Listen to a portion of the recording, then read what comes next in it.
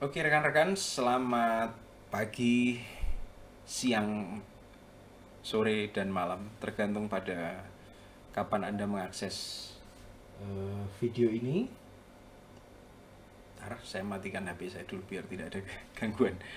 Eh, Hari ini kita akan belajar soal uji signifikansi hipotesis nol dan juga effect size. Ini kelanjutan dari materi yang kemarin sempat diberikan oleh eh, Bu Fitri. Em, Sebelum kemudian kita beranjak pada uji hipotesis, terutama uji signifikansi hipotesis nol, saya meminta rekan-rekan untuk memahami gambar ini terlebih dahulu. Yang pertama kali sering kita lakukan ketika kita melakukan penelitian kuantitatif, kita ini ingin mengetahui apa yang sebenarnya terjadi pada populasi. Nah, karena satu dan lain hal, kita hanya mengambil sampel. Bisa jadi karena populasinya besar sekali, bisa jadi 10 juta, bisa jadi 5 juta. Seringkali kita tidak tahu berapa jumlah populasinya. Nah, kita kemudian mengambil sampel. Nah, kemudian dari sampel tadi, kita melakukan estimasi parameter, kita hitung apa yang terjadi di sana, untuk kemudian dengan menggunakan statistik inferensial tentunya, untuk mengetahui apa yang terjadi pada populasi. Harapannya, apa-apa yang kemudian perhitungan yang sebenarnya kita sudah lakukan di tingkat sampel, itu akan representatif dengan apa yang terjadi pada populasi. Pada kenyataannya, apakah hasil yang sudah dihitung di tingkat sampel ini akan selalu representatif terhadap populasi? Tidak. Karena bisa jadi perhitungan di tingkat sampel mengatakan ada efek tertentu, padahal di populasi justru tidak ada efek. Atau bisa jadi kemudian kita mengatakan di tingkat sampel tidak ada efek, padahal dalam populasi ada efek. Atau bisa jadi kemudian kita mengatakan bahwa ada efek sebesar 0,4 gitu ya di tingkat sampel. Padahal di tingkat populasi bisa jadi efeknya lebih besar atau bisa jadi lebih kecil. Nah, ini yang kemudian disebut sebagai error. Dalam statistik, karena statistik itu penuh dengan probabilitas rekan-rekan, maka sebenarnya pada taraf tertentu error-error tersebut dapat ditoleransi. Dengan nilai tertentu itu dapat ditoleransi. Sehingga kemudian nanti ada beberapa rule of thumb sehingga kita bisa cukup punya probabilitas keyakinan bahwa hasil kita itu dapat merepresentasikan keadaan populasi yang sebenarnya. Nah, itu dipahami terlebih dahulu. Nah, saat ini kita akan bicara soal uji hipotesis nol. Nah, kalau kita berbicara soal uji hipotesis, kita harus paham bahwa dalam penelitian kuantitatif yang tujuannya adalah untuk menggeneralisasikan hasil kita di tingkat sampel pada populasi, ya kan, terutama kita selalu kemudian digerakkan oleh asumsi-asumsi teoritik. Tidak bisa berdasarkan common sense. Kita harus punya apa namanya asumsi teoritik yang cukup jelas sehingga kita bisa mengatakan apakah satu variabel tertentu itu bisa dikatakan berbeda, berhubungan atau berpengaruh gitu ya. Tidak bisa berdasarkan common sense. Nah, teori-teori tersebut kemudian memberikan kita apa namanya asumsi hipotetik apakah sesuatu itu kemudian berpengaruh, berhubungan dan juga berbeda. Ini yang kemudian kita sebut sebagai hipotesis alternatif. Nah, tetapi karena kita berbicara soal riset yang scientific, sesuatu itu bisa dikatakan pengaruh, bisa berpengaruh, sesuatu itu bisa dikatakan berbeda, sesuatu itu bisa dikatakan berhubungan, ketika kita tahu baseline-nya seperti apa. Sebagaimana obat, rekan-rekan. Kalau seandainya kita tahu bahwa obat itu berpengaruh atau tidak, maka kita harus tahu kalau obat itu, seandainya satu obat tertentu, itu tidak berpengaruh. Gitu ya. Sehingga ada baseline. Itu kenapa kemudian hipotesis nol itu menjadi sesuatu yang penting. Hipotesis nol di sini jadi sekali lagi berguna dalam memberikan dasar atau baseline untuk mengevaluasi seberapa masuk akal hipotesis alternatif kita. Jadi seringkali orang-orang itu kemudian bertanya ya, Kenapa sih Pak harus ada hipotesis nol? Loh, karena ini sains. Nah, sains itu harus jelas kemudian baseline-nya seperti apa. Kalau kamu mengatakan bahwa satu obat itu manjur atau tidak, berarti kamu harus tahu ada obat tertentu yang kemudian tidak manjur gitu ya. Nah, kalau hipotesis alternatif selalu kemudian menunjukkan satu efek tertentu berdasarkan teori. Saya ambil contoh di sana, jika seseorang sering olahraga, maka seseorang akan jarang sakit misalnya. Hipotesis nolnya karena baseline, dia mengatakan bahwa jika seseorang sering olahraga, maka hasilnya akan biasa-biasa saja. Kita tidak mengatakan sebaliknya hipotesis nol, berarti seseorang akan sering sakit. Tidak seperti itu. Jadi karena asumsinya hipotesis nol adalah tidak ada efek, berarti ada atau tidak adanya variabel independen nggak akan berpengaruh terhadap variabel dependen. Ada atau tidaknya intervensi tidak akan berpengaruh terhadap variabel dependen. Ya, itu yang perlu digarisbawahi. Jadi bukan kebalikan hipotesis alternatif ketika kemudian di sana ada arahnya gitu ya. Tapi kemudian kita berbicara soal tidak ada efek sama sekali. Nah, hipotesis tersebut, kalau hipotesis alternatif, biasanya dapat dinyatakan secara direksional dan juga non-direksional. Kalau direksional, seperti saya berikan contoh di atas gitu ya, bahwa jika seseorang sering olahraga, maka seseorang akan jarang sakit. Ada lagi misalnya yang lain, yang direksional adalah jika seseorang sering olahraga, maka seseorang akan sering sakit. Itu jelas arahnya. Self-esteem akan berdampak positif terhadap self-presentation misalnya. Atau self-esteem akan berdampak negatif terhadap apa gitu ya. Atau semakin tinggi self-esteem akan semakin tinggi self-esteem akan membuat self presentation semakin tinggi. Itu adalah model yang sifatnya direksional ya. Istilahnya hipotesis yang kemudian menunjukkan arah, ada arahnya positif negatif. Satu naik, satunya akan naik, satu turun, satunya akan turun, atau satu naik, satunya akan naik, satu turun, satunya akan naik. Pokoknya selalu ada arahnya. Nah, sementara kalau non direksional berbeda. Kalau non direksional hanya mengatakan bahwa misalnya self esteem berhubungan dengan self presentation misalnya, atau frekuensi olahraga ya akan berhubungan dengan frekuensi rasa sakit, atau frekuensi olahraga akan berdampak terhadap kesehatan misalnya. Jadi tidak ada arah yang ditegaskan dalam non directional hypothesis gitu ya. Semoga ini kemudian cukup dipahami ya. Masih agak mudah kalau kita kemudian memahami soal kenapa kok ada hipotesis nol. Nah, hipotesis nol ini merupakan satu nilai probabilitas, biasanya disimbolkan dengan P ya, yang merupakan dan menunjukkan indeks bobot bukti terhadap hipotesis nol itu sendiri. Intinya berarti bobot bukti terhadap kejadian di mana ada kemungkinan bahwa hasil kita tidak ada efek dalam populasi, ya kan? Sistem ini sebenarnya untuk menunjukkan apakah ada kemungkinan, ini saya garis merah kemungkinannya. Jadi kita ngomong soal probabilitas lagi-lagi. Ada kemungkinan hipotesis alternatif ini bisa kita katakan benar, sehingga kita bisa terbantu ketika memutuskan apakah prediksi yang kita miliki, misalnya kita ngomongnya intervensi apa akan berdampak terhadap apa gitu ya, bisa kita konfirmasi, ya kan? Atau justru malah kita tolak karena kita punya baseline-nya tadi ya. Jadi kalau nol hipotesis, lagi-lagi kita mengatakan tidak ada efek, sementara hipotesis alternatif ada efek. Nah, pada titik ini kita memutuskan sampai seberapa jauh tingkat kesalahan yang siap kita terima dengan alfa. Di ilmu sosial, rule of thumb-nya biasanya adalah 0,05 atau 5%. Intinya kita berbicara sampai seberapa jauh kita siap terhadap kesalahan. Kesalahan yang seperti apa?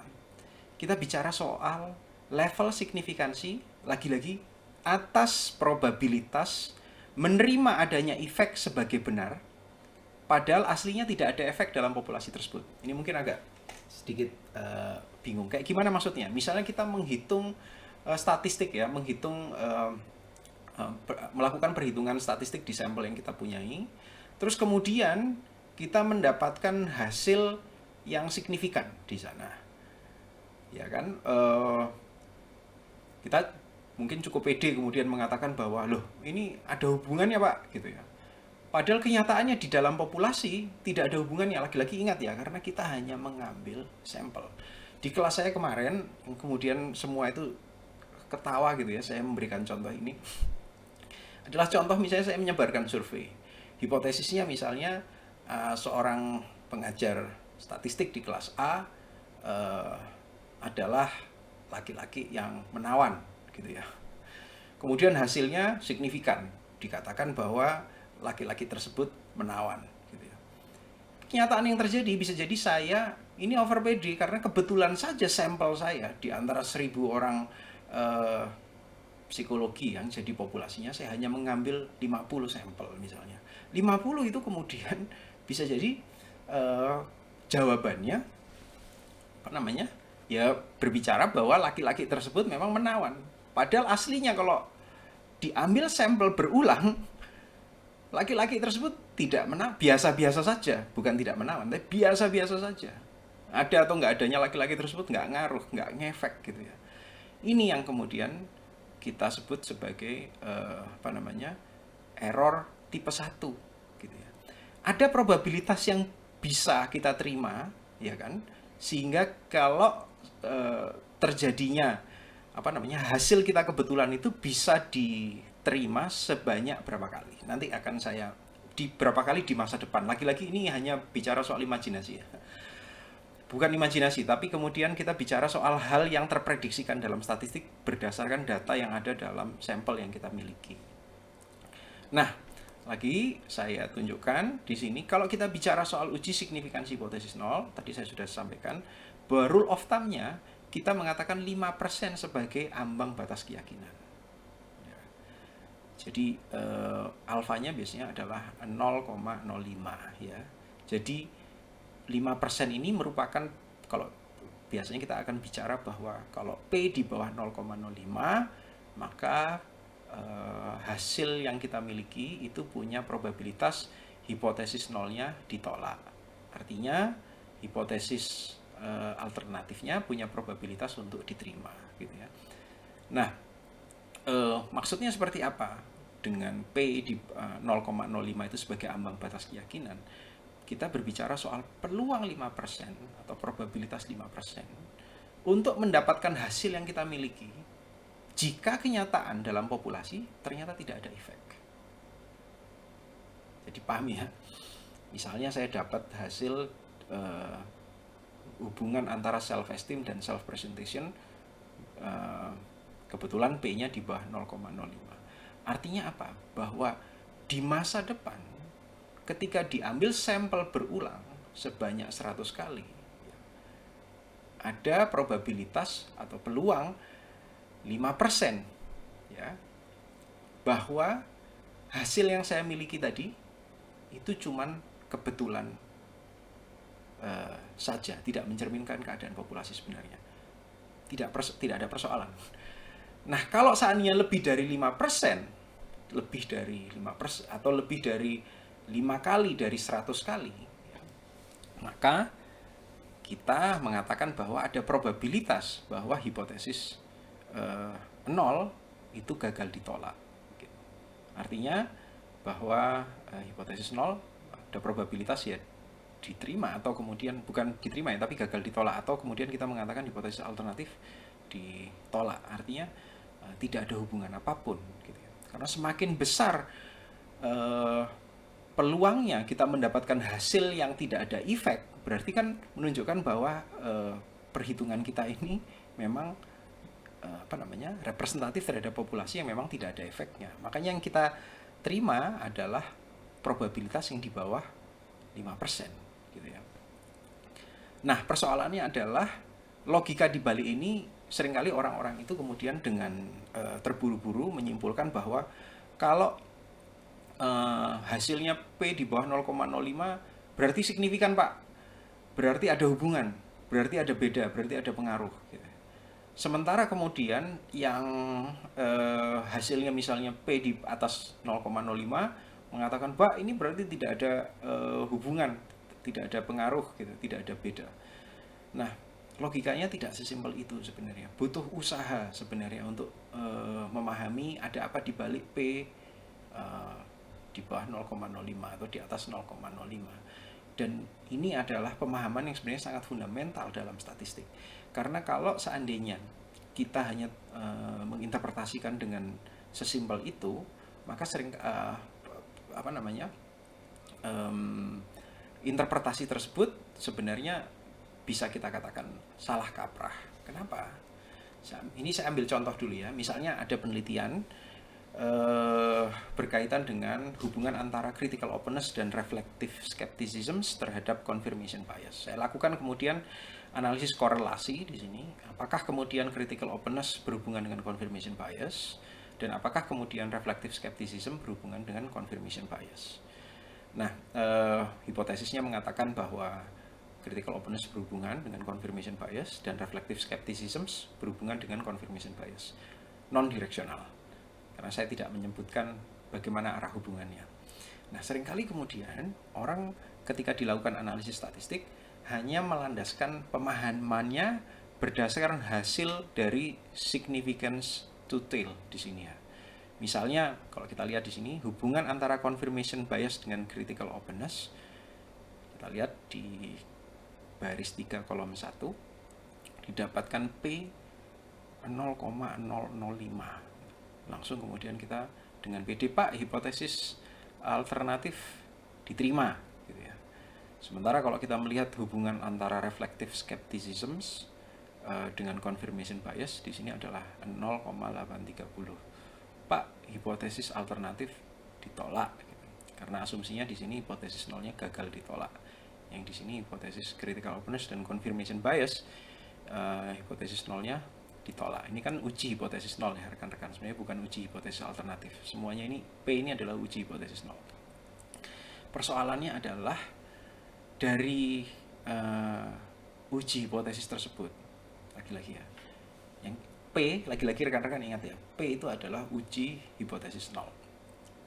Kalau seandainya kita mendapatkan hasil P-nya di bawah 0,05. Ya kan? Terus kemudian atau misalnya P-nya di atas 0,05 sehingga kita menerima hipotesis 0 atau gagal menolak hipotesis 0 sehingga kemudian kita menolak alternatif. Apakah seperti itu? Kita bisa yakin gitu. Kalau seandainya hasil perhitungan kita di tingkat sampel ya kan kita berbicara soal hipotesis nolnya terima, apakah pasti hipotesis alternatifnya berarti ditolak atau sebaliknya ketika kita menerima menolak hipotesis nol apakah pasti kemudian kita menerima hipotesis alternatif? Tidak rekan-rekan, karena lagi-lagi kita di sini berbicara soal probabilitas, kemungkinan untuk memperoleh hasil yang kita miliki dengan asumsi hipotesis nol benar. Gitu ya. Mungkin nanti PowerPoint-nya dibaca ya, terus kemudian direnungkan gitu ya. Biasanya ini agak sulit dipahami sebelum kemudian kita nanti berlatih, rekan-rekan. Ya, intinya kalau kita berbicara soal P adalah probabilitas jangka panjang dengan menghitung seberapa sering kita bisa mendapatkan nilai spesifik dari uji statistik yang sudah kita lakukan ketika itu dilakukan proses pengambilan sampel berkali-kali. Kemarin sempat ada pertanyaan, Pak kok bisa berkali-kali? Kita kan masih belum melakukan apapun perhitungan, kan kita cuma melakukan perhitungan sekali. Loh iya memang cuma sekali, tapi lagi-lagi statistik ini berbicara soal probabilitas. Dengan data yang kita miliki, kita bisa memprediksikan kemungkinan kalau seandainya diambil sampel berkali-kali di masa depan sebanyak 100 kali misalnya, hasil kemungkinannya akan seperti apa gitu ya. Seperti apa? Nah, P ini memberikan probabilitas jangka panjang intinya. Nah, uji ini ya bergantung pada apakah model kita ini sesuai atau fit dengan data, dan kemudian kita bisa mengevaluasi apakah sebenarnya ada hubungan atau tidak ada hubungan. Ya. Nah, intinya kita ingin melihat apakah sebenarnya ada efek atau tidak ada efek berdasarkan uji signifikansi hipotesis nol, gitu ya. Ingat lagi-lagi, kita hanya berbicara soal seberapa besar kemungkinan dalam jangka panjang bahwa kita akan mendapatkan hasil uji statistik sebesar yang kita dapatkan sekarang dengan sampel yang kita miliki, gitu ya. Jika pada kenyataan aslinya di populasi kita nggak ngerti keadaan populasi seperti apa, tidak ada pengaruhnya, rekan-rekan. Asumsinya ketika tadi saya mengatakan ada hasil yang seperti ini, confirmation bias dengan critical openness, hasilnya adalah P sama dengan 0,005 atau ini di sini 0,005. Batas dari kita bisa mengatakan apakah hipotesis 0 itu bisa ditolak atau gagal ditolak adalah 0,05. Nah, tadi adalah 0,005. Berarti dia lebih kecil. Intinya semakin kecil berarti kan semakin less likely kita mengatakan bahwa di less likely itu semakin kurang kemungkinannya di populasi tidak ada hubungan. Semakin kecil hasilnya tadi, di bawah batas kesalahan yang kita buat standar tadi 0,05 atau 5%. Hasil saya tadi menunjukkan justru 0,5%, ya. Berarti semakin kecil kemungkinannya ketika diulang berkali-kali sebanyak 100 kali, ya, semakin kecil kemungkinannya untuk menunjukkan di populasi tidak ada efek. Berarti ada kemungkinan di dalam populasi ada efeknya. Ya. Sampai di sini mudah-mudahan cukup dipahami ya. Mungkin nanti sambil berlatih ketika kita melakukan analisis data, mungkin ini bisa langsung diendapkan. Ini tidak agak sulit, bukan agak sulit ya, agak menantang untuk dipahami, tapi semakin kemudian kita nanti belajar menganalisis data, semakin kita mendapatkan pemahaman. Oke ya rekan-rekan, ini video yang pertama, nanti kita akan lanjut lagi pada video yang kedua terkait dengan effect size.